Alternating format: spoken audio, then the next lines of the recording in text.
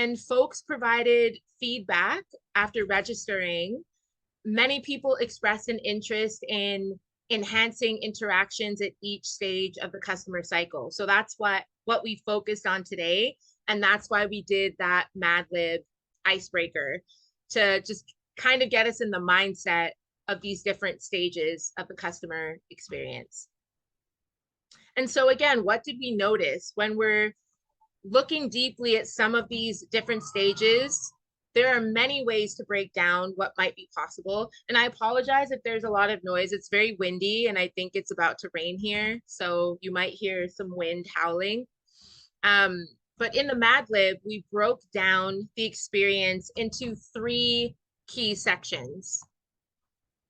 So the first page was focused on process. And this was about the kind of information that we are sharing with our customers so that they can understand us, understand our product, and make an informed decision.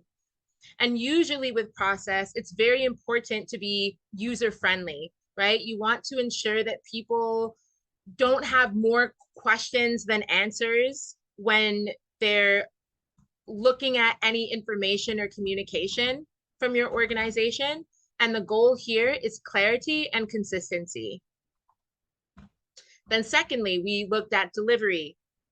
And so with delivery, this is about what it actually feels like for your customer to have their product or service in hand, right? So here we can look at the speed, the timing. So again, in that example, you talked about, you used the word slow, which was a measure of speed. So that's a component that businesses can look at when they're thinking about delivery. And then lastly, we have aftercare. So aftercare talks about, you know, customer satisfaction, customer loyalty, customer support, right? After I've paid you and you've given me my product or service, what are some of the ways that we continue to maintain a relationship and support each other? Either through a customer telling me what they liked or what they didn't like, so that in the future, I can make sure that my business is addressing that need, or whether it's around encouraging a customer to come back, right? And saying, hey, if you come back again, you'll get a 5% discount. So things of that nature. And in that perspective, it's really important for businesses to think about, how can I be more inclusive? How can I create an environment where more people are motivated to interact and have repeat interactions with my business?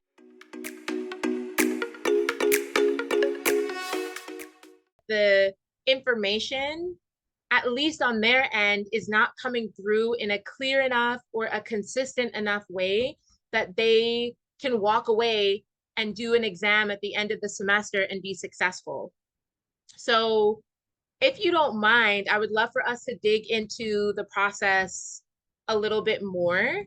And maybe you could share some more information about maybe like the style in which you do your deliver. I guess it's a little bit of process and delivery, but maybe the style in which you have like organized your semester and the information that the students get, and how user-friendly that is, and maybe different formats and approaches we could think of.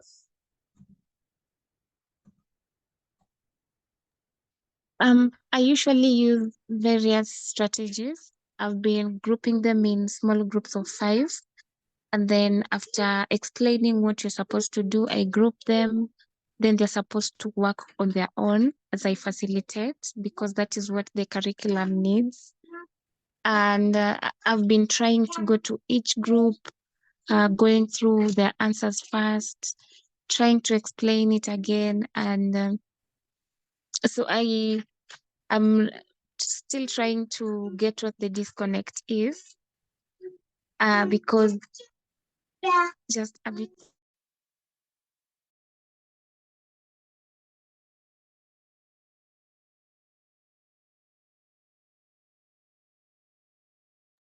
Sorry. So I'm just trying to figure out where the disconnect is. Although some of them have not been coming for some health reasons, So maybe that might be an issue, but I don't want to dwell on that. um, so maybe I will also try and ask them some more on the unclear areas, because after every class, I try to evaluate how the class was. So maybe if I can also try and encourage more honesty from them, it will be easy for me to get to know what I'm doing right, or what will make them learn better than what I think makes them learn. Yeah, I think all of that is so insightful. So thank you for sharing that.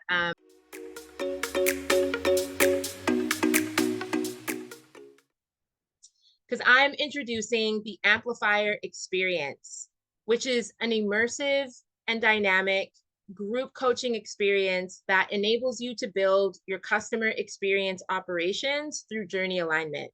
One of the areas that we touched on was an ability to identify improvements that are required in your business. And this is where module 1 with capabilities comes in, because an important part of running a business is understanding your competitive advantage, understanding what makes you great at what you do, right? It might be that you're a lecturer who has a great level of engagement and communication with your students, and so your students learn better because there's a healthy feedback loop. Or it might be because you are a clothing retailer who always has the newest and the freshest styles available from all across Africa, right? We need to be able to identify what those things are in your situation so that we can really highlight them and allow them to shine in your business. And that allows us to make sure that we are improving on your customer experience. Next, we will delve more deeply into the specifics of your audience, right? Because we need to understand the stakeholders that you're working with and how they are impacted by your strengths, so that we can start to link their needs with what you are able to offer. Next, we talked about being able to resolve issues. That was another potential focus of today's deep dive. And when it comes to being able to resolve issues, it's important to be able to set goals for what you want to achieve. And that was one of the questions I asked Genevieve. I said, what is your goal in sending a thank you note? Like, it's nice to send a thank you note, but what is the point, right? As a business owner, what do you want to get out of sending that thank you note, in addition to expressing gratitude, right? So in this module, we set really clear goals around either some areas that are okay and need to improve, or areas where the business is struggling, where customers are not happy, areas where there's a disconnect between the feedback you're getting and the results you're getting, right? Which is something we talked about as well, Raquel. And then we come into alignment. So today's session focused a lot on alignment, as well as the module I'll get to in a moment, which is creativity. And this is where we're really able to look at the longer process of your customer experience operations to do this assessment around the process, the delivery, and the aftercare. Because we want to make sure that our intention around having a great customer experience is actually what people are experiencing, right? And this is where much of what we've done today has been brainstorming specific strategies for how to improve that end-to-end customer lifecycle journey, so that you are getting repeat customers, right? So that you are getting students who are successful and aren't needing to repeat the lectures and what they're learning. And then lastly, creativity was, again, connected to this brainstorming exercise where we can think outside of the box. We can ask ourselves new questions to really understand what specific ways and strategies are going to be beneficial when implemented into my business or my workspace in order to improve the customer experience that I'm bringing forth.